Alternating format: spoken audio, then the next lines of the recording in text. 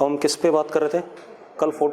अब मेरी बात सुनो, कल फोटो इलेक्ट्रिक इफेक्ट में क्या बात करी थी कि अगर रेडिएशन के फोटोन की एनर्जी किससे ज़्यादा है, वर्क फंक्शन से ज़्यादा है या बराबर है, तो फोटोन एमिट हो सकता है। मैंने ये नहीं कहा होगा, सॉरी, इलेक्ट्रॉन एमिट होगा, ठीक है, हो सकता है और जरूरी नहीं है कि हो जाए, ठीक है, इतनी बात। मैंने ये नहीं कहा कि रेडिएशन की एनर्जी, मैंने कहा फोटोन की एनर्जी, ठीक है, इतनी बात ही ध्यान रखना। और ऐसा इस वजह से हुआ क्योंकि कोलिजन थ्योरी पे बेस्ड है। जो फोटोन टकराया इलेक्ट्रॉन के साथ वो ही इलेक्ट्रॉन को एक्साइट कर पाएगा, तो उसकी एनर्जी वर्क फंक्शन से क्या होनी चाहिए, उस फोटोन की ज्यादा होनी चाहिए। अगर वेव नेचर लेते तो कम एनर्जी वाले फोटॉन्स भी क्या कर सकते थे, एमिट करा सकते थे, लेकिन तब क्या होगा, टाइम लगेगा। अगर कम एनर्जी वाले फोटॉन्स आए तो धीरे धीरे प्लेट क्या होगी, गर्म होगी, फ्री इलेक्ट्रॉन्स का टेम्परेचर बढ़ेगा, कभी ना कभी वो क्या करेंगे, वर्क फंक्शन से ज्यादा होंगे तो क्या कर जाएंगे, बाहर निकल जाएंगे। लेकिन that would be what, wave nature of light. हाँ, वो थर्मो आयनिक एमिशन हो जाएगा, ठीक है, इतनी बात। वो फोटो इलेक्ट्रिक एमिशन नहीं होगा, ठीक है। अब हम क्या कर रहे थे, experimental study of photo electric effect.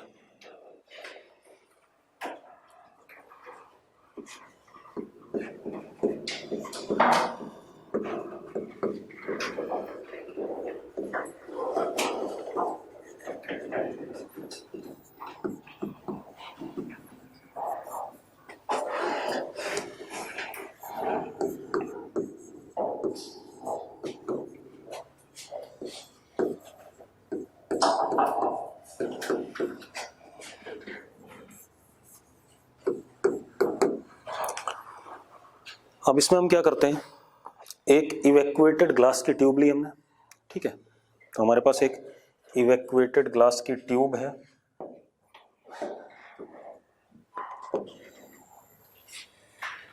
मान लो ये, ठीक है, इतनी बात। इवैक्यूएटेड ग्लास की tube,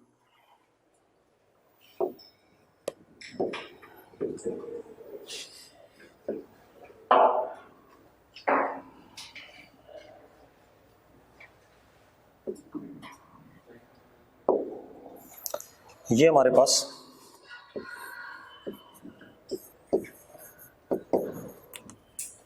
cathode photo sensitive material का बना हुआ और इसका वर्क फंक्शन कितना, 5, ठीक है।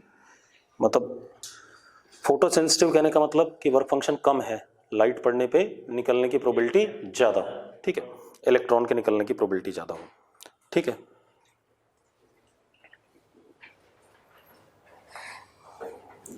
इधर हमारे पास, अच्छा, इसको हम एमिटर भी कहते हैं, क्या कहते हैं, इस वाले को हम क्या कह देते हैं, एमिटर।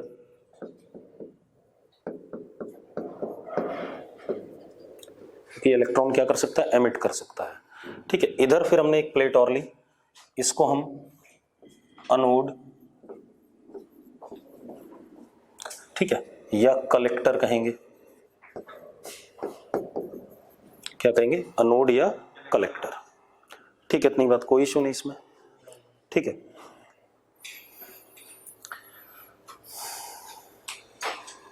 हमने क्या करा, इन दोनों को ऐसे वायर से कनेक्ट कर दिया और यहां पर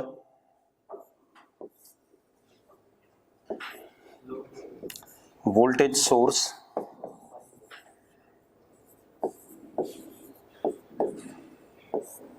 और एक माइक्रो एमीटर ऐसे लगा दिया, ठीक है, इतनी बात। एमीटर करंट को डिटेक्ट करने के लिए, वोल्टेज सोर्स अगर मुझे कुछ पोटेंशियल डिफरेंस देना है एनोड और कैथोड के अबाउट तो उसके लिए, ठीक है, इतनी बात। अब हमारे पास इस एमीटर के ऊपर हम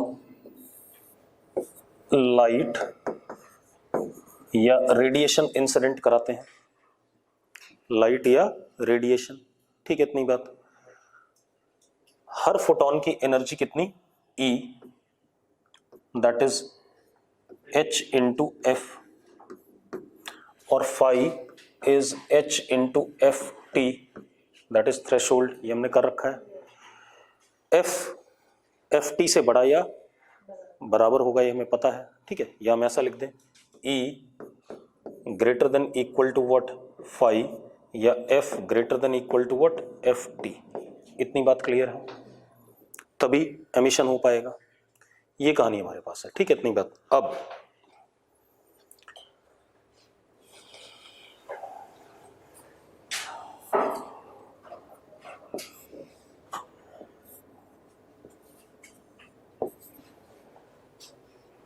ठीक है भाई, अब आप एक चीज देखो, जब ये लाइट पड़ेगी फोटो सेंसिटिव मटेरियल पे तो कुछ इलेक्ट्रॉन्स जिन बहुत कम, मतलब एफिशिएंसी कम होती है हमें पता है, ठीक है। अगर मैं यहां कहूं कि number of incident photons is NP, ठीक है, इतनी बात, तो इजेक्टेड वाले क्या होंगे, कम होंगे, दैट इज व्हाट NE, है ना, ठीक है। अब लिखो जरा NP number of photons incident, ठीक है, इतनी बात, और NE अभी लिख लेंगे, जो निकलेंगे तब देखेंगे, बात करेंगे, ठीक है।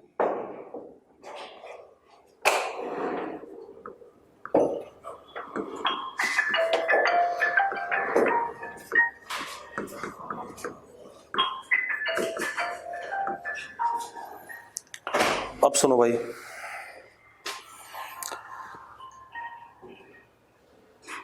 आपने लिखो जरा S is closed,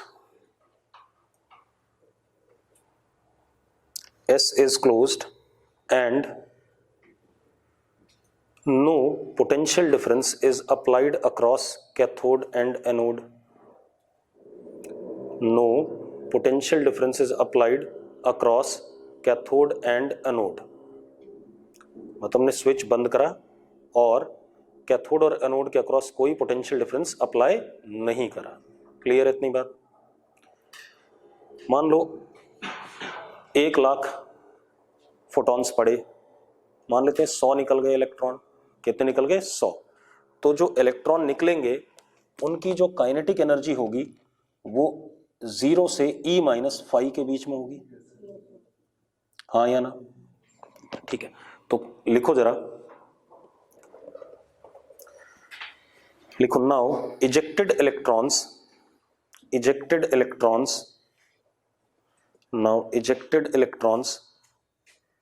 will be having kinetic energy between 0 and E-5। ठीक है, अब कितने एमिट हुए होंगे? 1 लाख पड़े थे, 100 एमिट हुए। ठीक है, अच्छा एक बात बताओ, जब इलेक्ट्रॉन एमिट हुए तो पॉजिटिवली चार्ज हो जाएगा कि नहीं हो जाएगा? हो जाएगा। पॉजिटिवली चार्ज हो जाएगा तो इलेक्ट्रिक फील्ड इधर की तरफ डेवलप हो जाएगा, तो जो इजेक्टेड इलेक्ट्रॉन है उस पर उल्टी डायरेक्शन में वापस क्या लग रहा होगा? फोर्स लग रहा होगा कि नहीं लग रहा होगा? हाँ या ना? भाई उसको आगे जाने से क्या करना चाहेगा? रोकना चाहेगा। जो इजेक्ट हुए इलेक्ट्रॉन उनमें से कुछ इलेक्ट्रॉन, मान लो 5 इलेक्ट्रॉन यहां पहुंच गए, ठीक है, बाकी दोबारा से वापस चले गए क्योंकि वापस जा सकते हैं। ठीक है, 5 यहां पहुंच गए, तो उन 5 के करस्पॉन्डिंग यहां पर माइक्रो एमीटर क्या शो करेगा? डिफ्लेक्शन। करंट आएगा कुछ कि नहीं आएगा? हाँ या ना? ठीक है, इतनी बात। तो वो हमारा क्या हो जाएगा? इस एक्सपेरिमेंट में करंट आ गया, फोटो इलेक्ट्रिक करंट कहेंगे उसे। ठीक है, तो क्या लिखा हमने, जरा बताना मुझे।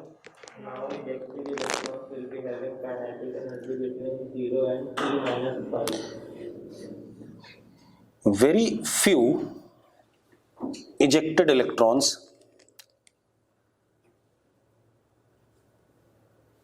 may reach anode। हाँ या ना?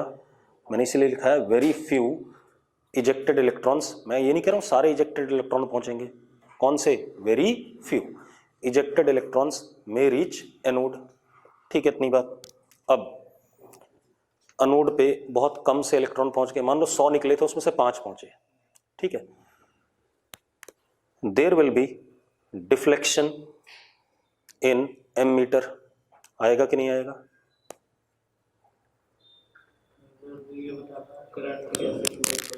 लूप बना हुआ है, फ्लो करेगा, देख ले जरा। अब ये बात तो नहीं बताऊंगा मैं, ठीक है, ये तुझे खुद सोचने, निकम्मे आदमी, इलेक्ट्रॉन यहाँ से चला फिर ये ऐसे घूम करके यहाँ वापस, ठीक है, इतनी बात।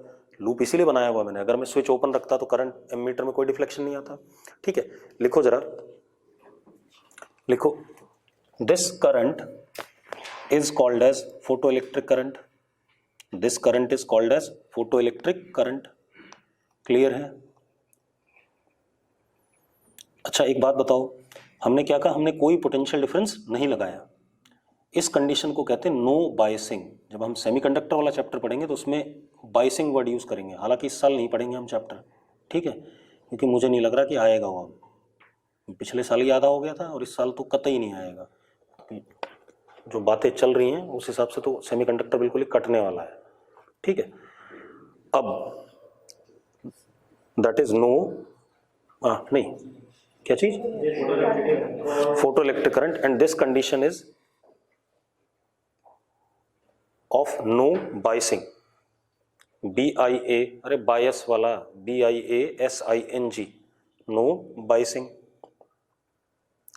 ठीक है। अब क्या चीज, जब पोटेंशियल डिफरेंस जीरो है दोनों एनोड और कैथोड के बीच में, उसको नो बायसिंग कहते हैं, ठीक है। अब मैंने क्या करा,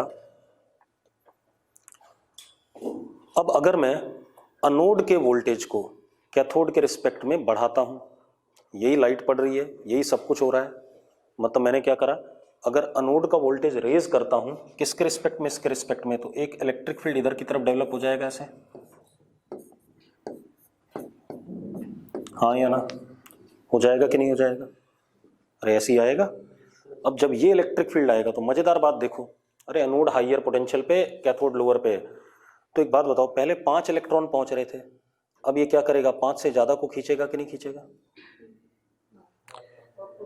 भाई 5 पहुंच रहे थे, अब ये 2-3 और खींच लेगा, और बढ़ाऊं इसे तो और ज्यादा खींच लेगा, भाई 100 निकल रहे थे, एक मिनट सुनो, 100 निकल रहे थे, 100 की काइनेटिक एनर्जी 0 से लेकर के 50 जूल के बीच में थी, ठीक है। वो वाले इलेक्ट्रॉन पहुंचे नो बायसिंग में जिनकी काइनेटिक एनर्जी 45 से ज्यादा थी, उतने कितने थे, 5 ही थे, तो 5 की काइनेटिक एनर्जी ग्रेटर देन 45 है, वो पहुंच रहे थे, ठीक है। अब अगर मैंने पोटेंशियल डिफरेंस यहां पर 2 वोल्ट कर दिया, ये 2 और ये 0, तो जिसकी 43 काइनेटिक एनर्जी थी वो भी पहुंच जाएगा कि नहीं पहुंच जाएगा, क्योंकि उसकी भी 45 हो गई। तो मान लो 2 ऐसे थे जिनकी 43 थी, तो 2 वोल्ट पे कितने पहुंच गए, अब 7 पहुंच गए। 3 वोल्ट करा, एक और ऐसा था जिसकी काइनेटिक एनर्जी क्या थी, 42 थी, वो भी पहुंच जाएगा। इस टाइप से, मतलब अगर मैं ये वोल्टेज बढ़ाऊंगा तो ग्रेजुअली फोटो इलेक्ट्रिक करंट क्या करेगा, बढ़ेगा कि नहीं बढ़ेगा। आयुष भारद्वाज कह रहा है पहले इलेक्ट्रिक फील्ड किसकी वजह से थी, मैंने बताया था तो सुन नहीं रहा था, ठीक है, इसलिए यहीं आके क्लास कर लिया कर, ज्यादा बेहतर है गधे आदमी। जब इससे इलेक्ट्रॉन निकलेंगे तो ये क्या हो जाएगा, पॉजिटिवली चार्ज, बहुत कम होगा हालांकि, क्योंकि 100 निकले हैं तो उसके करस्पॉन्डिंग इलेक्ट्रिक फील्ड बहुत वीक होती है, लेकिन वो क्या चाहेगी, तब भी आगे जाने से क्या करना चाहेगा, रोकना चाहेगा। और अगर काइनेटिक एनर्जी नहीं है तो रास्ते में खत्म हो गई कहानी उनकी, ठीक है। जिनकी थी वो पहुंच गए, कितने पहुंचाए थे मैंने, 5। अब अगर मैं ये वोल्टेज बढ़ाता हूं धीरे धीरे तो ग्रेजुअली ज्यादा पहुंचने लगेंगे, और ज्यादा पहुंचने लगेंगे तो number of electron crossing any cross section per unit time क्या कर रहा है, बढ़ रहा है, तो करंट भी क्या कर रहा है, बढ़ रहा है, हाँ या ना। अरे क्लियर है बात भाई, चैट बॉक्स में लिखो, लिख ही नहीं रहे, मर गए, ठीक है। अब देखो एक मिनट, तो खेल क्या हमारे पास, ध्यान सुनो, क्या लिखा हमने, अब लिखो, now if anode voltage is gradually increased, now if anode voltage, Gagandeep तू भी यहीं आ जाया कर यार, ठीक है, ज्यादा बेहतर है। if anode voltage is gradually increased, number of electrons reaching anode also increase, हाँ या ना, बढ़ेगा कि नहीं बढ़ेगा, बढ़ेगा भाई, therefore photoelectric current will increase,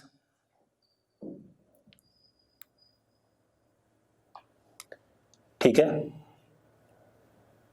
therefore photo electric current will also increase. अब एक मिनट सुनो भाई, ध्यान सुनते जाओ। एक बात बताओ, मान लो 100 लोग निकल रहे थे, ठीक है, जब हमने कोई वोल्टेज नहीं लगाया 5 पहुंच रहे थे, मतलब एक बार लाइट पड़ी 100 निकले, अगली बार पड़ी 100 निकले, भाई पर यूनिट टाइम लाइट पड़ती जाएगी और उधर से निकलते जाएंगे, 100 ही निकल रहे हैं क्योंकि हमारा एनपी क्या है, फिक्स है, तो उसी के करस्पॉन्डिंग क्या हो रहे हैं, कोलिजन हो रहे हैं, ठीक है, इतनी बात। अब भाई एनपी के ऊपर ही कौन डिपेंड करता है, एफिशिएंसी। एक बात बताओ, जैसे या तो मेटल प्लेट के अंदर इलेक्ट्रॉन ज्यादा हो तो कोलिजन होने की पॉसिबिलिटी ज्यादा है, एक तरीका ये है, या मैं नंबर ऑफ फोटॉन्स क्या कर दूं, बढ़ा दूं, तब क्या कह सकते हैं, कोई ना कोई तो कोलाइड करेगा तब इलेक्ट्रॉन निकलेगा, ठीक है। तो अगर मैंने एनपी फिक्स कर रखा है और ये प्लेट फिक्स कर रखी है, ठीक है, इतनी बात, तो ऑब्वियस सी बात है number of electrons ejected per unit time will be what, same, ठीक है। अब जब मैंने कोई बाइसिंग नहीं लगाई, यहां से 100 निकले और 5 पहुंचे, जब मैंने इस वोल्टेज को बढ़ाया, ग्रेजुअली बढ़ा रहा हूं, 10 पहुंचने लगे, 20 पहुंचने लगे, 30 पहुंचने लगे, 40, 50, 60, 70, 80 बढ़ाता गया, 90, 100 होने के बाद मैं और अगर इस वोल्टेज को बढ़ाऊं तो किसको खींचूंगा, और कोई, अब इलेक्ट्रॉन 100 ही निकल रहे थे, सभी आने लगे इस साइड, तो अब जो फोटो इलेक्ट्रिक करंट होगा क्या हो जाएगा, कांस्टेंट हो जाएगा, सैचुरेट कर जाएगा, हाँ या ना। तो लिखो जरा, लिखो लिखो, at some given voltage of anode, at some given voltage of anode, all ejected electrons are swept towards anode, all ejected electrons are swept towards anode, हाँ या ना, सारे ejected electrons anode की तरफ क्या हो गए, स्वीप कर लिए गए। now on further increasing anode voltage, photoelectric current will not change, on further increasing anode voltage photoelectric current will not change, ठीक है। अब फोटोइलेक्ट्रिक करंट चेंज नहीं करेगा, अरे भाई ठीक है, called as saturated photoelectric current, called as saturated photoelectric current, इसको क्या कहते हैं, सैचुरेटेड फोटोइलेक्ट्रिक करंट। और वोल्टेज जिस पे करंट, अनोड का वोल्टेज जिस पे करंट क्या हुआ, सैचुरेट हुआ, उसको कहते हैं पिंच ऑफ वोल्टेज। तो हमने क्या कहा, क्या कहते हैं, दिस इज कॉल्ड एज, चुप मुंह बंद रख, this is called as saturated photoelectric current and anode voltage at which photoelectric current saturates is called as pinch off voltage, and anode voltage at which photoelectric current saturates is called as pinch off voltage, ठीक है भाई, clear है।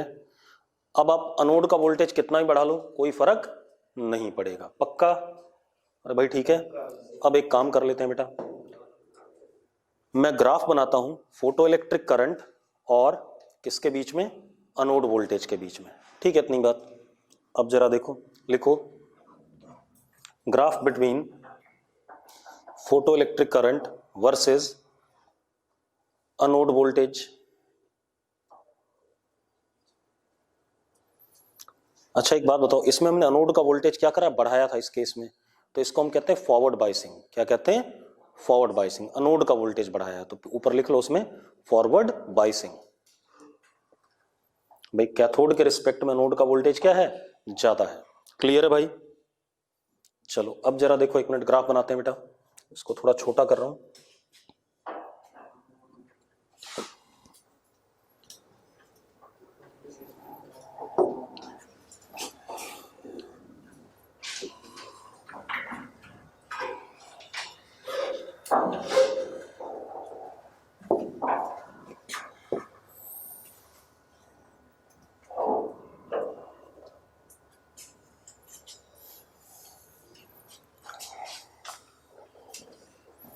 Actual में potential difference की बात हो रही है, ठीक है।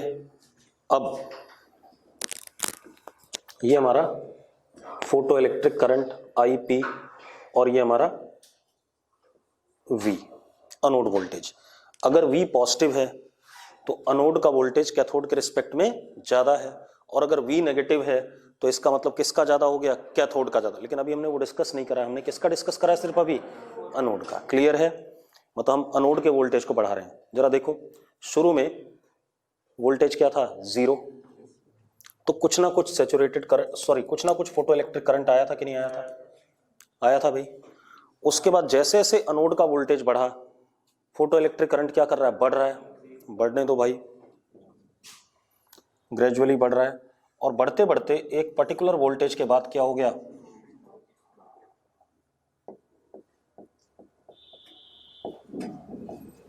This is VP, pinch off voltage, हाँ या ना। और ये जो करंट आया, दिस इज आईपी सैचुरेटेड, हाँ या ना। दिस इज आईपी सैचुरेटेड, पक्का ठीक है भाई, ठीक है। अब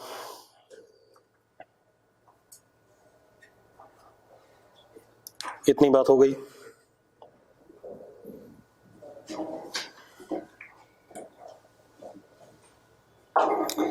अब सुनो भाई, फंक्शन बनाया तुमने तो पता है फंक्शन, फिर कैसे बोल दिया तुमने, ये तो फंक्शन बता दे मुझे, मैंने भी नहीं बताया, तो जैसा बना रहा हूं वैसा मान। अब क्या कहानी है, क्या चीज, हाँ पूछ ले तू भी भाई। एसिम्प्टोटिक ही है भाई, ठीक है, इतनी बात। सेचुरेट होना मतलब वो एसिम्प्टोटिक कर्व ही है। अगर मैं आई पी सेचुरेशन से एक डैश डैश वाली लाइन बनाऊं तो ये जो नीचे जो ये वाला हिस्सा बना है, ये लगभग लगभग उसके साथ टच होता हुआ जाएगा, ठीक है, इतनी बात। इसको एसिम्प्टोटिक ही कहते हैं। अब सुनो भाई, तो ये बात तो हो गई कि अब फॉरवर्ड बायस में हम कुछ भी कर नहीं सकते, जितना भी वोल्टेज बढ़ाएंगे कोई फर्क नहीं पड़ेगा। अब एक बात बताओ, जब मैंने कोई बायसिंग नहीं दी थी तब इतना करंट था या नहीं था, मतलब 5 इलेक्ट्रॉन पहुंच रहे थे उस साइड, 5 पहुंच रहे थे, और उनकी काइनेटिक एनर्जी 45 से 50 के बीच में थी, हाँ या ना। अब अगर मैं रिवर्स बायस लगाता हूं, क्या लगाता हूं, रिवर्स बायस। रिवर्स बायस मतलब इसका वोल्टेज उसके रिस्पेक्ट में बढ़ाता हूं, तो अगर बढ़ाऊंगा तो इलेक्ट्रिक फील्ड अब ऐसा हो जाएगा, एक ऐसा हो जाएगा, रुको एक मिनट, ठीक है। 45 और उससे ऊपर वाले पहुंच रहे थे, कितने थे, 5, है ना। मान लो मैंने 1 वोल्ट किया और किसी एक की 45.5 थी, तो उसकी कितनी हो जाएगी, अब 44.5 हो जाएगी। क्या वो पहुंचेगा अब उधर? 2 वोल्ट करा तो एक और रुक जाएगा, 3 वोल्ट करा, मतलब ऐसे ऐसे मैं ग्रेजुअली ये वाला वोल्टेज बढ़ाऊंगा, और ये वोल्टेज बढ़ाऊंगा तो number of electrons reaching at this side will what, decrease, तो photo electric current will also decrease, और किसी ना किसी पर्टिकुलर वोल्टेज के लिए फोटो इलेक्ट्रिक करंट क्या हो जाएगा, 0 हो जाएगा, हाँ या ना। किसके लिए, जब मैक्सिमम काइनेटिक एनर्जी वाले को भी ना जाने दे, ये मैक्सिमम वाला तो पहुंचेगा ही पहुंचेगा अगर पहुंच रहा था, तो अगर उस निकम्मे को भी रोक दे तो बाकी तो पहले ही अपने आप रुक गए कि नहीं रुक गए, ठीक है, इतनी बात। तो लिखो जरा, लिखो, रिवर्स बायस और potential of cathode is greater with respect to anode, potential of cathode is greater with respect to anode, बात समझ में आ गई, potential of cathode greater with respect to anode, ठीक है। अब आप एक बात बताओ, now if potential of cathode is gradually increased, now if potential of cathode is gradually increased, मतलब उल्टी साइड में बढ़ा रहे हैं हम, बात समझ में आ रही है। IP will gradually decrease, घटेगा कि नहीं घटेगा, IP will gradually decrease, cathode is gradually increased, then IP will gradually decrease, ठीक है। At some potential of cathode, at some potential of cathode, IP is equal to 0, such potential is called as stopping potential. Actual में अगर हम सिर्फ plate से इसके respect में देखें, इसके रिस्पेक्ट में, तो ये नेगेटिव हो गया, इसको मैंने हमेशा के लिए जीरो कर दिया। इसको पॉजिटिव कर रहा हूं तो फॉरवर्ड बायस, और इसको नेगेटिव कर रहा हूं तो क्या, रिवर्स बायस। यही मतलब आया कि नहीं आया? ठीक है, इतनी बात। तो मैं प्लेट मतलब अनोड के रिस्पेक्ट में ही देख रहा हूं। तो जैसे जैसे हम अनोड का वोल्टेज नेगेटिव करेंगे, ये घटते घटते कहीं ना कहीं क्या हो जाएगा, दिस इज Vs नेगेटिव होगा अपने आप ही, क्योंकि हम किसका पढ़ रहे हैं, अनोड का पढ़ रहे हैं। ठीक है, इतनी बात। इस पर करंट क्या हो गया, जीरो हो गया। क्लियर है भाई? ठीक है। अब एक मजेदार बात, एक बात बताओ, स्टॉपिंग पोटेंशियल किसके लिए आ रहा है? अगर हमने मैक्सिमम काइनेटिक एनर्जी वाले इलेक्ट्रॉन को भी रोक दिया तो बाकी अपने आप रुके हुए हैं। ठीक है, तो अब लिखो जरा, यानी कि अगर के मैक्स था तो उतनी उल्टी हम क्या दे दें, एनर्जी दे दें। तो क्या हो गया, E into V S is equal to what, K max. हाँ या ना, यही आएगा। तो E into V S is equal to E minus five, ये सुनो। ठीक है, अब एक बात बताओ, यानी कि स्टॉपिंग पोटेंशियल किस पे डिपेंड कर रहा है, किस पे डिपेंड कर रहा है? एक तो वर्क फंक्शन पे, और एक इंसिडेंट फोटोन की एनर्जी पे, इंटेंसिटी वगैरह पे डिपेंड नहीं कर रहा है। किसी मतलब फोटोन की एनर्जी पे डिपेंड कर रहा है। ये मत कह देना कि इंटेंसिटी पे डिपेंड कर रहा है। इंटेंसिटी तो क्या होता है, एनपी पे डिपेंड करती है। लेकिन यहाँ कोई मतलब नहीं कितने फोटोन आ रहे हैं, यहाँ किससे मतलब है कि जो मैक्सिमम वाला गया उसको ही रोक लो यार। ठीक है, इतनी बात। तो बाकी तो कोई जाने की पॉसिबिलिटी नहीं है। ठीक है, इतनी बात। तो E इंटू वी एस, अभी लिखेंगे इस बात को, is equal to H F minus F T, या V S is equal to H upon E F minus five upon E. ऐसा लिख सकते हो कि नहीं लिख सकते हो, जिस भी फॉर्मेट में लिखना चाहो। हाँ या ना?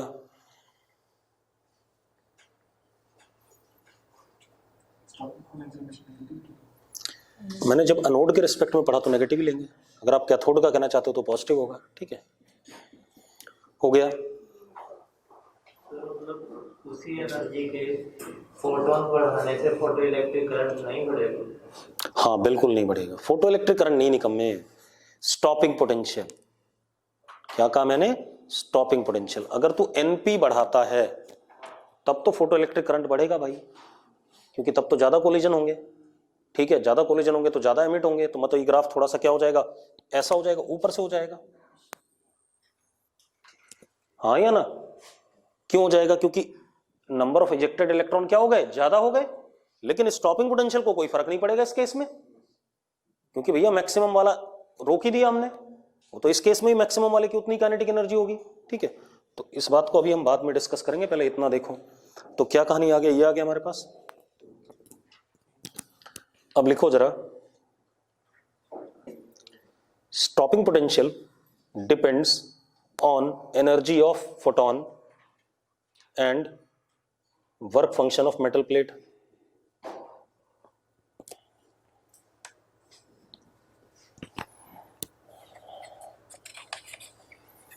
ठीक है, एनर्जी ऑफ फोटोन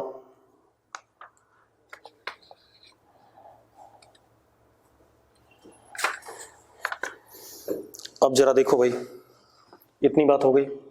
अब इसके बाद क्या कहानी हमारे पास, अब अगर मैं नंबर ऑफ इंसिडेंट फोटॉन्स बढ़ाता हूं, मतलब एनपी था, ये मान लो 1 लाख था, मैंने 2 लाख कर दिए। कितने कर दिए, 2 लाख कर दिए। तो पहले इलेक्ट्रॉन निकलते थे 100, अब निकले कितने, 200। तो नो बाइसिंग पे भी करंट क्या होगा, पहले 5 पहुंचते थे, अब कितने पहुंचे, 10 पहुंचे। अगर स्टैटिस्टिकली देखें तो करंट बढ़ा कि नहीं बढ़ा? ठीक है, और अगर मैं प्लेट वोल्टेज बढ़ाऊंगा तो करंट फर्दर और बढ़ेगा। मतलब अब जो ग्राफ आएगा, अगर मैं क्या करता हूं, यहां पर क्या है, नंबर ऑफ फोटॉन्स कितने, एनपी, और अब मैंने ये ग्राफ बनाया एक, इस पे हो गए एनपी डैश, तो NP dash is greater then what, NP. ठीक है, इतनी बात। तो आप क्या लिख सकते हो, लिखो if intensity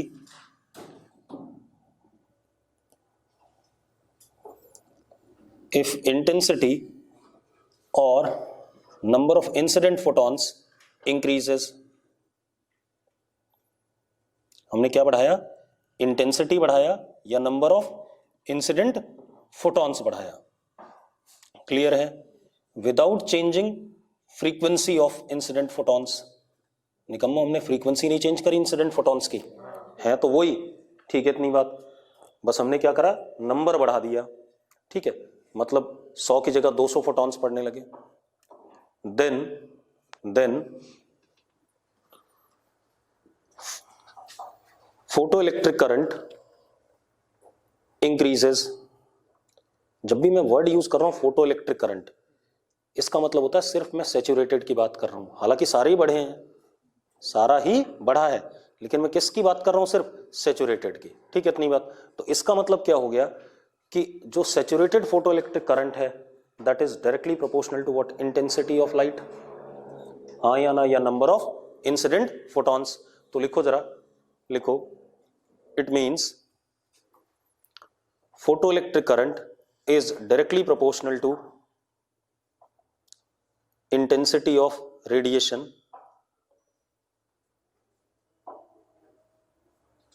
frequency being fixed.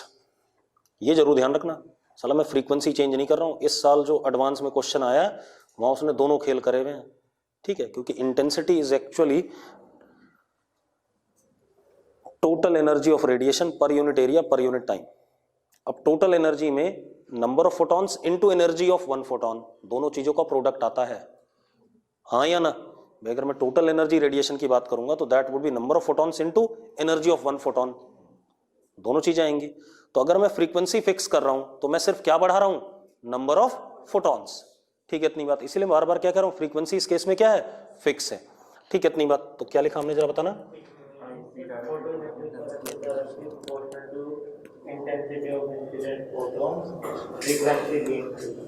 Intensity of light लिखा है मैंने, फोटॉन्स नहीं लिखा है, हाँ या ना। Intensity of incident radiation, frequency of radiation being fixed, that is only number of photons is increased, यही मतलब आया ना, that is only number of photons is increased, ठीक है। ये लिख दिया हमने कि photo electric current directly proportional है, लिखा हुआ है ना, ठीक है। तो अब अगर मैं इसका ग्राफ देखना चाहूं,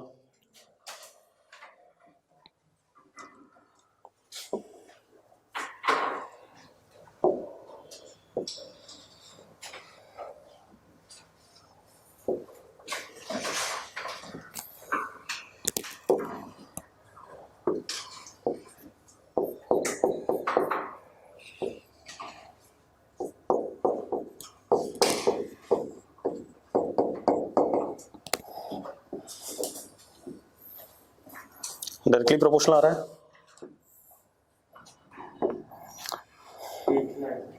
अब एक चीज देखो, ये 1 वाले के लिए आ गया जिसमें NP है, फ्रीक्वेंसी F है, और ये क्या आ गया, NP डैश, फ्रीक्वेंसी यहां भी F है, ये सेकंड वाले के लिए आ गया।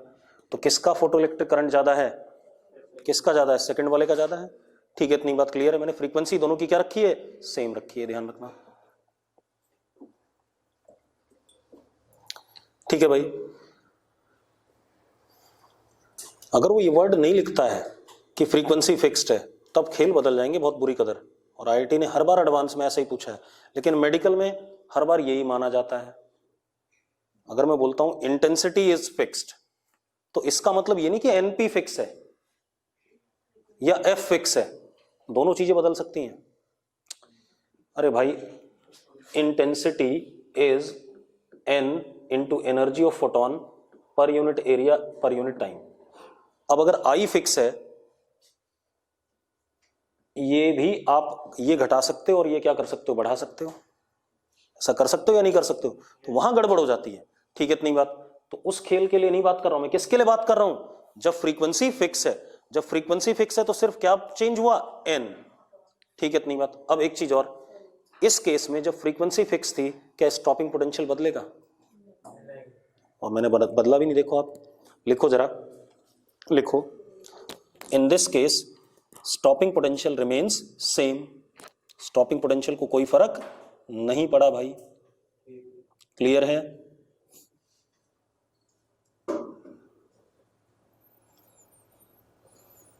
अब थोड़ा सा और आगे बात करते हैं, इतनी बात हो गई। अब लिखो जरा, if intensity of light is fixed, if intensity of light is fixed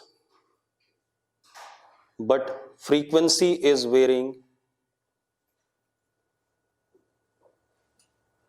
intensity fix है लेकिन अब किसको वेरी करा रहे हैं हम? फ्रीक्वेंसी को। किसको वेरी करा रहे हैं? फ्रीक्वेंसी को। ध्यान सुनना भाई, ठीक है। इसका मतलब अब फ्रीक्वेंसी बदलेगा तो एन क्या करेगा? बदलेगा। अरे भाई इंटेंसिटी तो फिक्स है ना, I is what? N into ई, ठीक है। अगर फ्रीक्वेंसी बदल रहा है तो ई बदल रहा है, और आई को कांस्टेंट रखना है तो एन को भी क्या करना पड़ेगा? बदलना पड़ेगा। अगर फ्रीक्वेंसी बढ़ता है तो इसका मतलब एन क्या करता है? घटता है। हाँ या ना? ठीक है, तो अब उसके लिए बात करते हैं।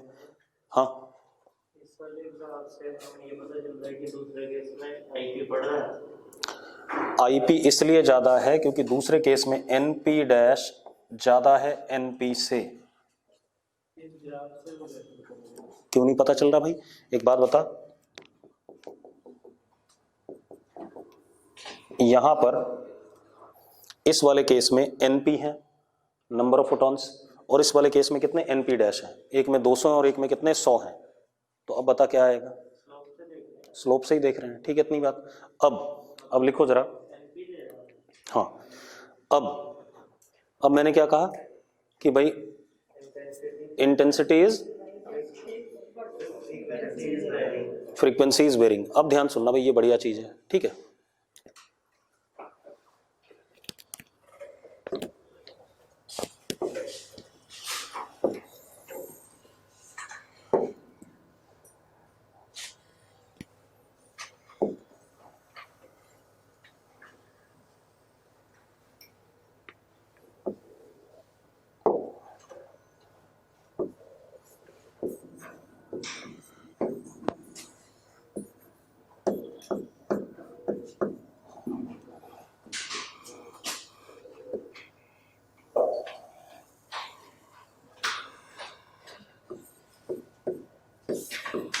इंटेंसिटी आई है और फ्रीक्वेंसी F1 है, ठीक है, इतनी बात। ये माइनस VS1, ठीक है। अब मैंने दूसरी फ्रीक्वेंसी ली F2 which is greater than F1। F2 is greater than F1, मैंने दूसरे फोटॉन्स लिए। एक बात बताओ यार, F2 अगर ग्रेटर देन F1 होगा तो number of photons of second radiation कम हो जाएंगे। N2 लेस देन N1, हाँ या ना? N2 less than N1। रुक जा,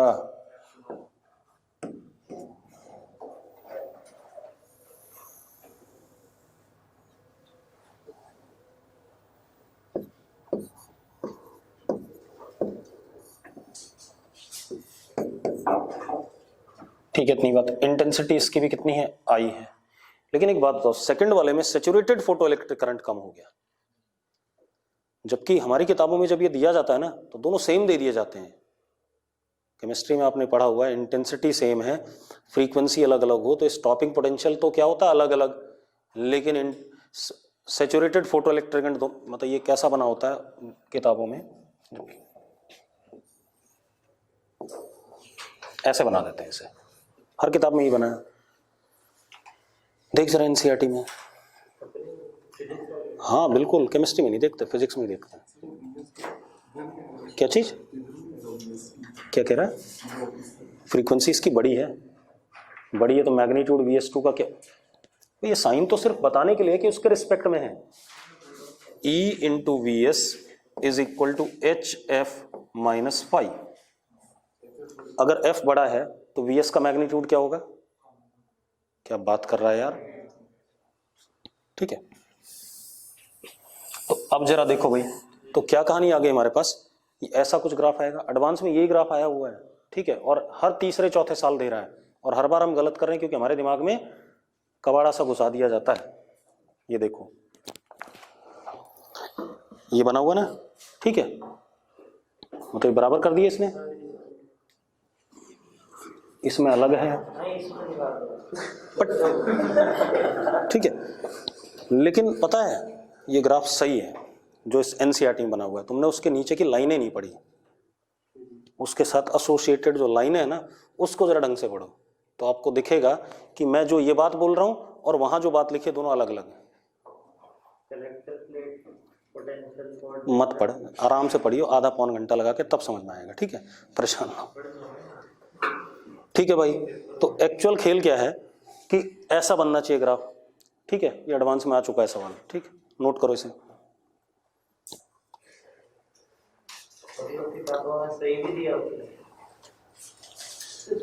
सिर्फ एनसीईआरटी में सही लिखा हुआ है, बाकी सब में उल्टा सीधा लिखा हुआ है। मतलब एन के घटने की वजह से सेकंड वाले का सैचुरेटेड फोटोइलेक्ट्रिक करंट क्या है, कम है, ठीक है, इतनी बात क्लियर है। लेकिन स्टॉपिंग पोटेंशियल किसका ज्यादा है, सेकंड वाले का, क्योंकि उसकी फ्रीक्वेंसी क्या है, ज्यादा है, ठीक है। यार भाई अगर 100 फोटोन पढ़ रहे हैं, 5 निकल रहे हैं, 50 पढ़ेंगे तो कितने निकलेंगे। एनर्जी से क्या मतलब, एनर्जी तो दोनों की बड़ी है, HF1 भी फाई से बड़ा है, HF2 भी फाई से बड़ा है। अब बता तो उससे क्या हो गया। एक मिनट रुक जा, बता देता हूँ। आराम से 10 मारे, जोर से 5 मारे तो 10 से भाई एक बात बता, 1000 फोटोन पढ़ने पे 20 लोग निकलते थे और इसकी एनर्जी 20 जूल है, वर्क फंक्शन 5 है, ठीक है। अब पढ़े कितने, 40 जूल वाले पढ़ रहे हैं 500, ठीक है, इतनी बात।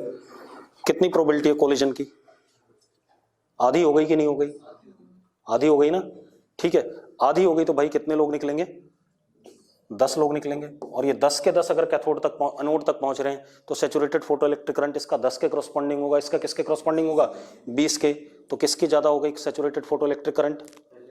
बस यही तो मैं भी कह रहा हूं यार, कोलिजन पे ही सब कुछ डिपेंड करता है, शुरू से कह रहा हूं चैप्टर, ठीक है, हो गया। अब एक सवाल पूछ लेता हूं मैथ्स का इसी बात पे, ठीक है, तुझे कैसे पता है, हाँ प्रोबेबिलिटी का ही पूछूंगा, चिंता ना कर, ठीक है।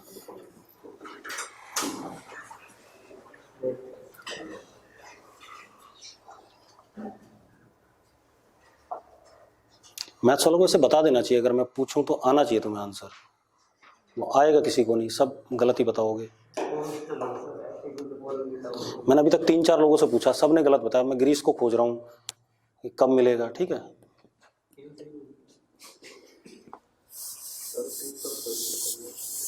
गेम थ्योरी का सवाल है, छोड़ दो उसे, ठीक है। अब देखो भाई, मतलब पूछ लेते हैं, सभी लोग बता सकते हैं, बहुत सिंपल सा है, कुछ बड़ा काम नहीं।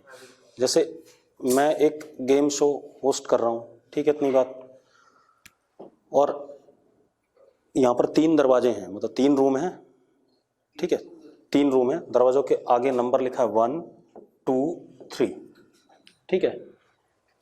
इन दरवाजों के पीछे कोई ना कोई प्राइज है, ठीक है। प्राइज क्या है, किसी एक दरवाजे के पीछे कार है, मेबैक है, ठीक है, अब बहुत बढ़िया वाली कार है, 2-3-4 करोड़ 5 करोड़ की आती है, ठीक है। अब और बाकी 2 दरवाजों के पीछे गधे हैं, ठीक है। अब मुझे पता है कहाँ कार है, कहाँ क्या कहते हैं गधे हैं, तुम में से किसी को मैंने पूछा, अब तुम्हें गेस करना है, ठीक है। मैंने ऑप्शन दिया, भाई जो दरवाजा तू खोल लेगा तुझे क्या कहते हैं वही चीज मिल जाएगी, गधा मिलना हो गधा मिल जाएगा और कार मिलनी हो कार मिल जाएगी, ठीक है। अब एक ही बंदे से पूछेंगे जिसको जवाब देना हो, मैथ्स वाला कौन है, चल स्वयं तू ही आ जा, कौन सा दरवाजा चूज करेगा, थर्ड वाला, इसने थर्ड वाला चूज करा भाई, ठीक है, इसमें गधा निकल गया, ठीक है, इसमें गधा निकल गया। फिर मैंने कहा मैं तुझे एक ऑप्शन और देता हूं, चल, इसको मैंने खोल दिया, गधा निकल गया।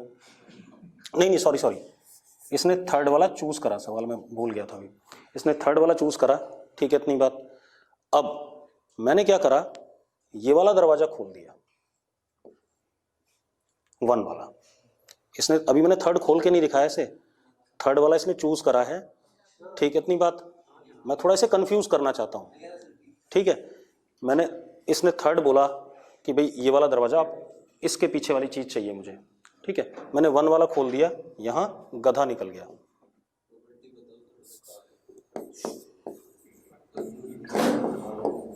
ठीक है, गधा निकल गया। अब बचे 2 और 3 दरवाजे, यही बचे ना। अब मैं स्वयं को फिर ऑप्शन दे रहा हूं कि भाई एक काम कर, अपना जवाब बदलना चाहता है तो बदल ले, अपना जवाब बदलना चाहता है तो बदल ले। बदलना चाहेगा? हाँ, थर्ड पे रहेगा तो फिर ये कार नहीं जीत पाएगा। सेकंड वाले की प्रोबेबिलिटी 67% हो चुकी है। अच्छा, कि वो पहले 3 में भी था और अब 2 वाले ऑप्शन में भी है। पहले 33%, ठीक है, ये तूने चूज कर लिया है, 33 चूजन है, ये मैंने खोल दिया, 67% कंडीशनल प्रोबेबिलिटी। तो सेकंड अगर बोलता कि मैं अपना आंसर बदल रहा हूं तो ये जीत जाता। वेरिएबल चेंज कर रहा हूं मैं, वेरिएबल कम करे भाई धीरे धीरे, ठीक है। मैं तो सवाल की बात कर रहा हूं, मैंने ये थोड़ी कहा मुझे तो पता था सेकंड में है, ठीक है। अब तो सेकंड कहता तो मैं कौन सा दरवाजा खोलता पता है, मैं तीसरा खोल देता, कहता अब 1 और 2 में से चेंज करना चाहेगा आंसर कि नहीं करना चाहेगा। मैं तो तुम्हारे इमोशन से खेल रहा हूं, ठीक है। मैथ्स हमेशा जीतेगी, वो अपनी अकड़ में रह गया, ठीक है। तो छोड़ ना, तुझे मैथ्स आती है प्रोबेबिलिटी, ठीक है। अब सुनो भाई, ये हो गया, मतलब एक तो डिसाइड कर लिया था इसने, एक तो काटी दो 3 नंबर, और अब एक मैंने खत्म कर दिया, तो उसी की कितनी हो गई, 67 हो गई सेकंड वाले की। कौन जीता? सेकंड वाला जीता, गाड़ी उसके पीछे होनी चाहिए थी। मतलब हालांकि गाड़ी तो कहीं भी हो सकती थी, लेकिन 19/27 प्रोबेबिलिटी ऑफ विनिंग रहेगी, ये क्या बता रहा है। चलो कोई बात नहीं। अब देखो भाई, गगनदीप कुछ कह रहा है। अब ये कहानी हो गई, तो हमने क्या कहा कि अगर हमारे पास नंबर ऑफ फोटॉन्स घटते हैं तो किसी भी हाल में सैचुरेटेड फोटोइलेक्ट्रिक करंट क्या होगा, कम होगा, ठीक है। हाँ, अगर मैं इसी में क्या करता, N1 = N2 कर देता, तो यही ग्राफ क्या होता, फिर सेम लाइन पे आ जाता। अरे यस और नो, ठीक है। लेकिन तब रेडिएशन की एनर्जी भी क्या करती, बढ़ती भाई, हाँ या ना। अगर N1 = N2 होता तो F2 वाले रेडिएशन की एनर्जी क्या होती, ज्यादा हो जाती। क्या चीज, आईपी तब इसके बराबर ही हो जाता, आईपी, ठीक है। अब सुनो भाई, अब एक और चीज लिखो जरा। अगली कहानी क्या है बता रहा हूं। हमने एक बात और देखी कि जो इलेक्ट्रॉन्स इजेक्ट हो रहे हैं उनकी काइनेटिक एनर्जी 0 और मैक्सिमम के बीच में है, ठीक है, इतनी बात। तो 0 काइनेटिक एनर्जी भी बहुत कम इलेक्ट्रॉन्स की होती है और मैक्सिमम वाली भी बहुत कम की होती है, ठीक है। जो ज्यादातर एनर्जी होती है वो बीच की काइनेटिक एनर्जी लेकर के इलेक्ट्रॉन्स निकलते हैं। तो उसका जो ग्राफ है,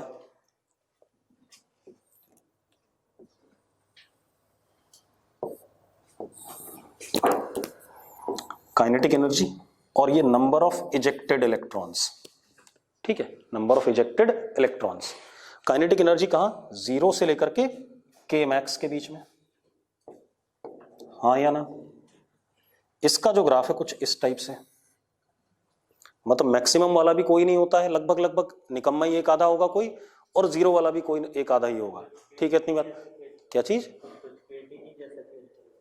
वो फॉर्मूला नहीं पता मुझे इसका, ठीक है, इतनी बात, इसलिए मैं कुछ नहीं बोलूंगा। क्लियर है, कुछ इस टाइप का ग्राफ आएगा, और ये ग्राफ भी एनसीईआरटी में है। सारी चीजें हैं भाई, चिंता ना कर, मैं दिखा दूंगा, अभी परेशान ना हो, खोल मत, ये समझ ले पहले, न्यूक्लियर फिजिक्स वाले चैप्टर में है, यहां नहीं है, ठीक है। अब तो this is all about what, क्या कहते हैं, फोटो इलेक्ट्रिक इफेक्ट। अब हम क्या करें, कुछ चीजें जान लेते हैं भाई, लिखो जरा।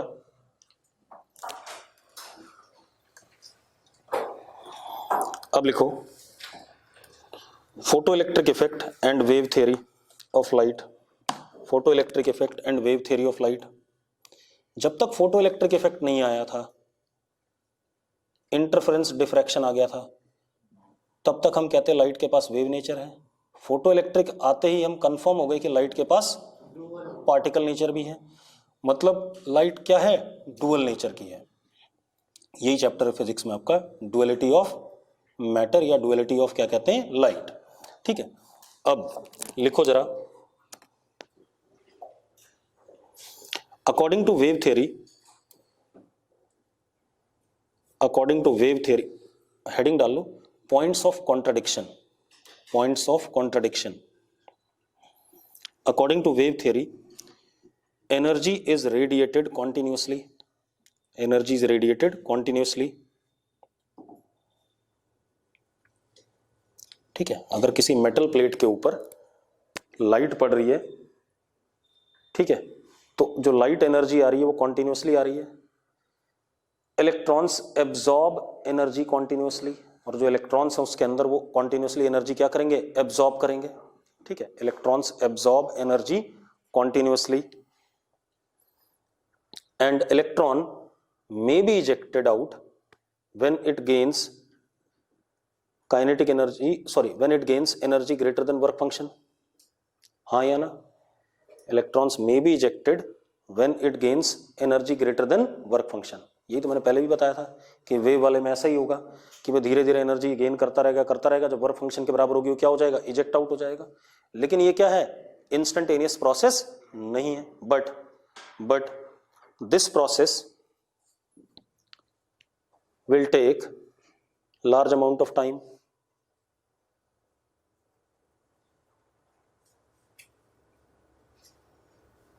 वो बीरबल खिचड़ी बना रहा था, है ना, दिए की रोशनी में, तो साला बनती ही नहीं हो, तो मर जाता हो तब तक ना बनती। तो it will take large amount of time. लिखो, मतलब लार्ज अमाउंट ऑफ टाइम क्यों, सफिशिएंट एनर्जी पिक करने के लिए उसे काफी समय, मान लो 5 जूल है वर्क फंक्शन, ग्रेजुअली पर सेकंड वो 1 माइक्रो जूल क्या कर रहा है, गेन कर रहा है। तो 1 माइक्रो जूल 1 सेकंड में, 1 माइक्रो जूल अगले सेकंड में, ऐसे ऐसे 5 जूल गेन करते करते पता नहीं कितने घंटे लग जाएंगे उसे। ठीक है, इतनी बात काम ही नहीं बन पाएगा। लिखो इसी पॉइंट में,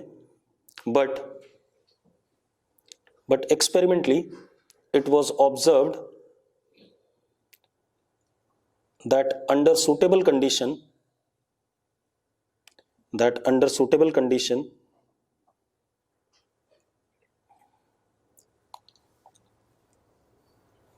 emission of electron was instantaneous।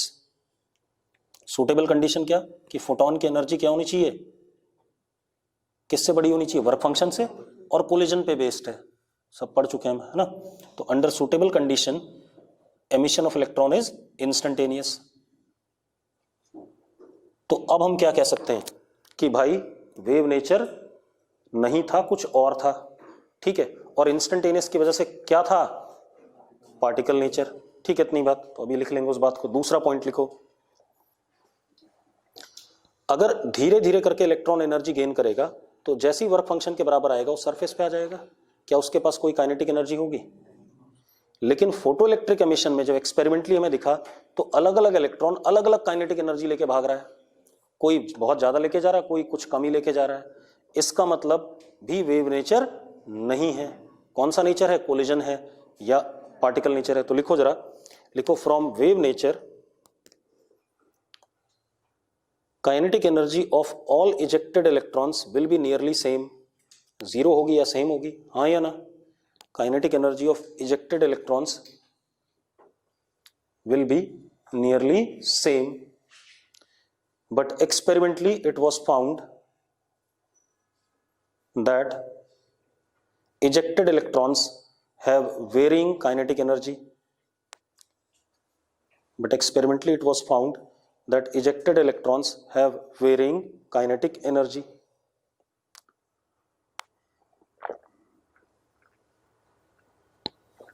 और एक और चीज, काइनेटिक एनर्जी इजेक्टेड इलेक्ट्रॉन्स की इंटेंसिटी पे डिपेंड नहीं करता। किस पे डिपेंड करता है? एनर्जी ऑफ फोटोन पे। तो लिखो जरा, kinetic energy of ejected electron do not depend upon intensity of radiation, do not depend on intensity of radiation, but depends only on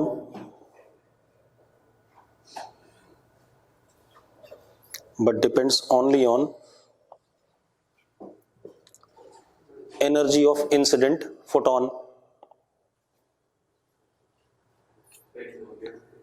क्या कह रहा है? Energy of photon. ठीक है।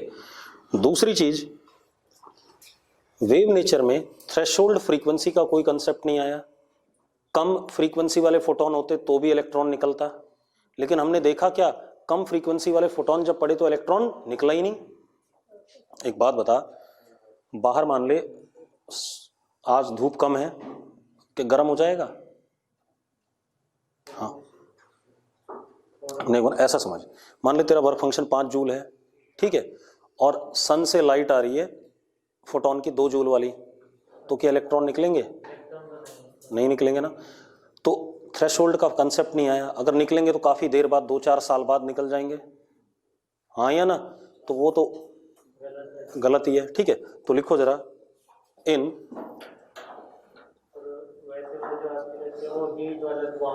एब्जॉर्ब होता रहता है, हीट अंदर एम्पलीट्यूड बढ़ता रहेगा एटम्स मॉलिक्यूल्स का, बॉडी क्या होती रहेगी? गर्म होती रहेगी। तो लिखो जरा, सूर्य कह रहा है वेव में टाइम डिपेंडेंट होगा।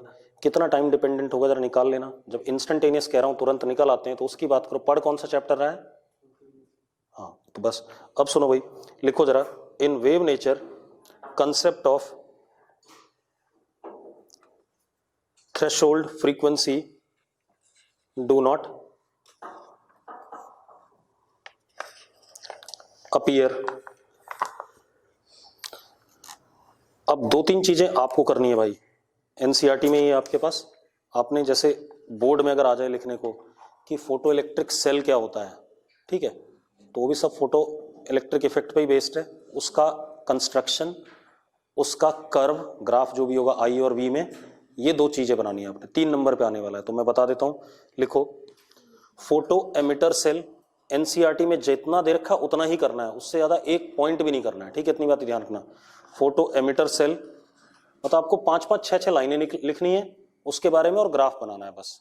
Photo emitter cell, photo conducting cell, photo conducting cell and photo voltaic cell, and photo voltaic cell. ठीक है भाई,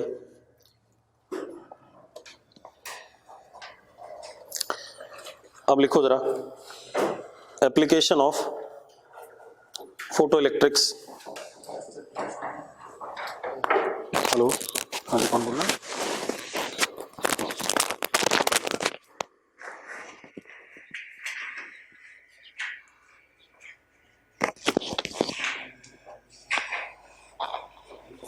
अब सुनो भाई,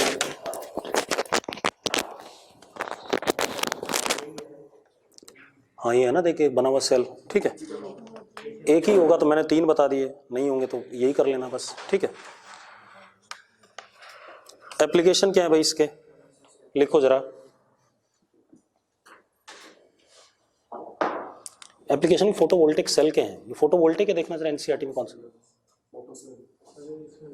फोटोवोल्टिक लिखा होगा, देखिए जरा। बगलर अलार्म बना रहा है क्या? हाँ, चोरी करने वाला ना, हाँ तो ठीक है, फोटोवोल्टिक है, ठीक है। तो एक चीज और लिख लो, एप्लीकेशन ऑफ फोटोवोल्टिक सेल, ये भी आपने एनसीईआरटी से पढ़ना है, ठीक है, इतनी बात, बस इतना काम है, ठीक है। अब ये चैप्टर हो गया खत्म। अब 2-3 सवाल कर लें जरा इस पे, ठीक है।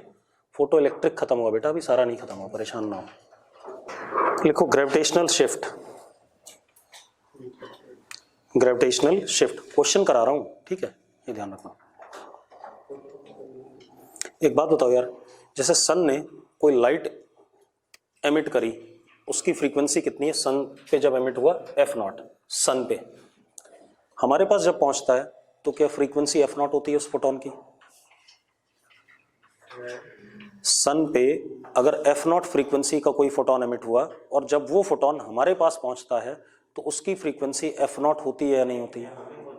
क्या हो जाएगी? किसी से कोलाइड नहीं कर रहा है, आ रहा है, ठीक है। वैक्यूम है मान ले, सन से लेके हमारे तक, क्या रहेगी?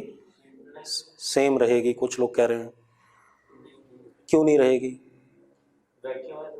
हाँ वैक्यूम है, समझा ना। जब वो जैसे से पास आ रहा है ग्रेविटेशनल फोर्स लग रही है उस पे। किस पे? फोटोन पे। कौन लगा रहा है?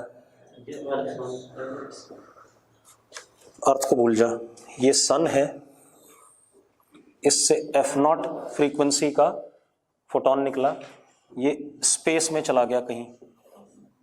जब यहां पहुंचता है काफी दूर स्पेस में तो फ्रीक्वेंसी इसकी एफ नॉट होगी, या एफ नॉट से ज्यादा होगी या एफ नॉट से कम होगी? कौन लगा रहा है? सही बात करें, थोड़ी सी कम होगी। That is called as what? Gravitational shift. इस फिनोमेना को क्या कहते हैं हम? Gravitational shift. अब कराने जा रहा हूं, ध्यान से देखो। हमारे पास क्या है?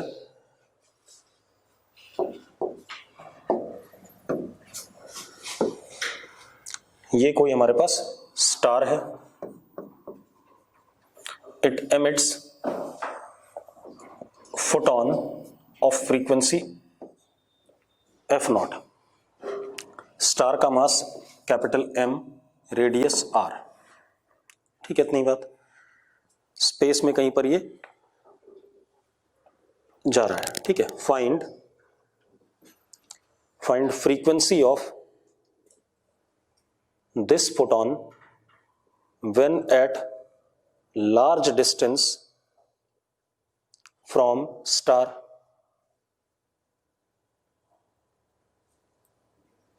when at large distance from star। अब मेरी बात सुनो यार एक मिनट। हाँ, ये फोटोन का कुछ मास होगा, हाँ या ना? क्योंकि फोटोन है तो उसका मास तो होगा ही। कितना? H F upon C square. Initially H F naught by C square, रास्ते में H F by C square, कुछ ना कुछ तो होगा, ठीक है। तो इसका कुछ ना कुछ मास होगा। तो स्टार का ग्रेविटेशनल पुल इसको आगे जाने से क्या करेगा? रोकेगा। तो उसको आगे जाने में कुछ ना कुछ एनर्जी का क्या होता रहेगा? उसके लॉस होता रहेगा बार बार, हाँ या ना? तो जरा देखो, यहां पर अगर इसके सेंटर से x दूरी पे फ्रीक्वेंसी f है तो अगले मोमेंट पे जब ये dx चला तो फ्रीक्वेंसी थोड़ी सी क्या हो जाएगी? f माइनस डी एफ, हाँ या ना? अरे थोड़ी सी घटेगी कि नहीं घटेगी? कि कुछ एनर्जी लूज कर गए हम, ठीक है, इतनी बात। अब देखो भाई, अब जो यहां पर मास है फोटोन का वो कितना है? m is H F upon C square. ये सुनो, अब जो लॉस हुआ एनर्जी का कितना हुआ? H D F. अभी कितना लॉस हुआ? H into D F. That goes against what? Work done against gravitational force. That goes against what? Work done against gravitational force. तो क्या हो गया? H into D F is equal to minus नहीं, G M mass of photon upon X square into D X. अच्छा एक चीज और, जैसे से एक्स बढ़ेगा वैसे वैसे एफ क्या करेगा? घटेगा। भाई एक्स बढ़ेगा तो एफ क्या करे? घटेगा। तो इसके सामने क्या लगा दूंगा मैं? माइनस साइन, ठीक है। दोनों साइड पॉजिटिव रखना है मुझे, ठीक है। ये कहानी आ गई। तो अब एम की वैल्यू क्या डाल दें? H F upon C square, H F upon C square. तो डाल देते हैं बेटा। तो minus H D F is equal to G M H F upon C X square into D X. H से एच कट गया, D F upon F is equal to minus G M upon C D X upon X square. X equal to R पे frequency F naught और x equal to infinity पे frequency f, sorry क्या होगा, अच्छा c square, कोई बात नहीं, तो पता ही है, ठीक है, इतनी बात हो गया, खेल खत्म। तो कितना आ गया जरा बताओ, log f upon f naught is equal to minus, ये आएगा -1 अपॉन एक्स आएगा, माइनस माइनस क्या हो जाएगा प्लस, तो -1 अपॉन आर आ जाएगा। तो कितना आ गया, -gm upon r into c square, ये आएगा कि नहीं आएगा, हाँ या ना। तो f किसके बराबर आ गया हमारे पास, f is equal to F not E की power -gm upon R square into C, sorry से हाँ भाई हो गया, कोई दिक्कत है इसमें, सिंपल सा है, कोई बड़ा काम नहीं है। अगला क्वेश्चन देखो बेटा,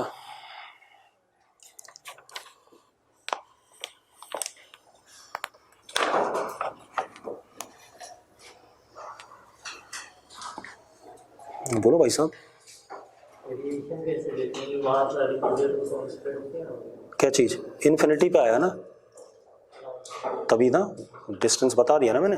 हाँ अगर मैं x लेता, यहाँ x कर देता, तो एज अ फंक्शन ऑफ क्या आ जाता, x आ जाता।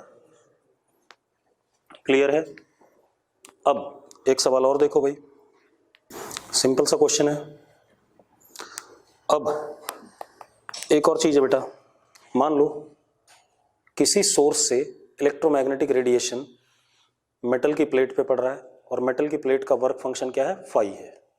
चलो देखते हैं भाई, ये हमारे पास मेटल की प्लेट है, इसका वर्क फंक्शन फाई है, ये सोर्स है, इससे रेडिएशन इस पे पड़ रहा है। जो रेडिएशन पड़ रहा है उसका electric field vector is E not 1 plus cos omega T into cos omega naught T. Electric field vector ये है, जो रेडिएशन पड़ रहा है उसका इलेक्ट्रिक फील्ड वेक्टर ये रहा, ठीक है, इतनी बात। Find maximum kinetic energy of ejected electron, find के मैक्स, जो इलेक्ट्रॉन इजेक्ट हुआ उसका आपको क्या बताना है, के मैक्स। ये इलेक्ट्रिक फील्ड वेक्टर है रेडिएशन का, क्या है, इलेक्ट्रिक फील्ड वेक्टर रेडिएशन का। आपको मैक्सिमम काइनेटिक एनर्जी बतानी है इजेक्टेड इलेक्ट्रॉन की। ये केमिस्ट्री में आ जाएगा सवाल, फिजिक्स में तो नहीं आएगा। वेक्टर बोलेंगे, जब भी रेडिएशन आता है तो उसके पास इलेक्ट्रिक फील्ड वेक्टर भी होता है, मैग्नेटिक फील्ड वेक्टर भी होता है, पोलराइजेशन में पढ़ लिया ना ये बकवास, ठीक है। तो उसका मैंने आपको इलेक्ट्रिक फील्ड वेक्टर दे दिया, ठीक है, इलेक्ट्रिक फील्ड वेक्टर दे दिया और वो इस प्लेट पे पड़ रहा है। आपको जो भी इलेक्ट्रॉन इजेक्ट होगा उसकी मैक्सिमम काइनेटिक एनर्जी निकालनी है। अब देखो यार, ये इलेक्ट्रिक फील्ड वेक्टर है, तो इसको मैं ऐसे भी लिख सकता हूं, आप लोग पकड़ नहीं पाए इस चीज को, plus E not cos omega T cos omega naught T, तो कॉस ए कॉस बी है, कॉस ए कॉस बी को क्या लिख सकते हैं,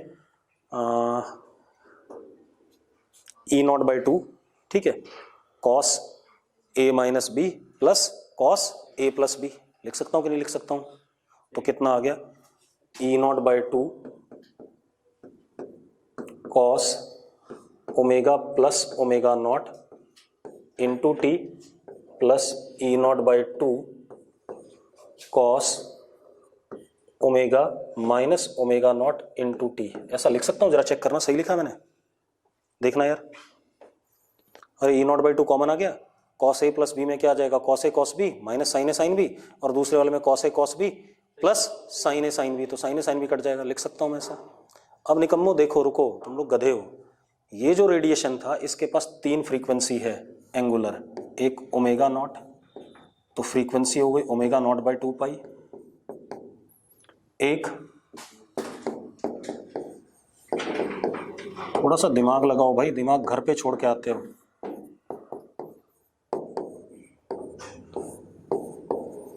कितने टाइप के फोटोन है इसमें, 3 टाइप के फोटोन है, 3 टाइप के फोटोन है, हाँ या ना, ठीक है।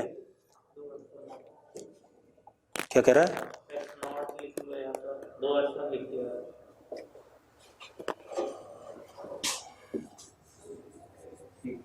ठीक है भाई, 3 टाइप के फोटोन हो गए। अब ये 3 टाइप के फोटोन हैं तो सबसे ज्यादा फ्रीक्वेंसी वाला जो होगा वही मैक्सिमम काइनेटिक एनर्जी प्रोड्यूस करेगा अगर वो कोलाइड करता है किसी के साथ, हाँ या ना। तो मैक्सिमम काइनेटिक एनर्जी कितनी हो सकती है, ई मैक्स, क्योंकि 3 है तो इसमें से मैक्सिमम वाला माइनस वॉट 5, दिमाग को ना सही जगह पे यूज करो भाई, h into f that is omega plus omega naught by 2 pi minus 5। Clear है?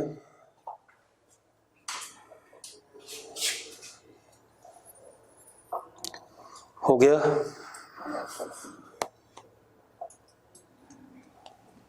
और देख लेते हैं बेटा। गगनदीप कोई दिक्कत है तो बता दे यार, ये तो क्लियर है मेरे ख्याल से, कोई दिक्कत नहीं। चलो आज इतना ही करें, ठीक है। तब कल हम रेडिएशन प्रेशर और उसकी बात करेंगे, डेविएशन जरूर, मतलब कल हम मैटर की डुअलिटी की बात करेंगे। अभी तक हमने किसकी डुअलिटी की बात करी, लाइट की। कल हम किसकी डुअलिटी देख लेंगे, मैटर की। ठीक है, इतनी बात।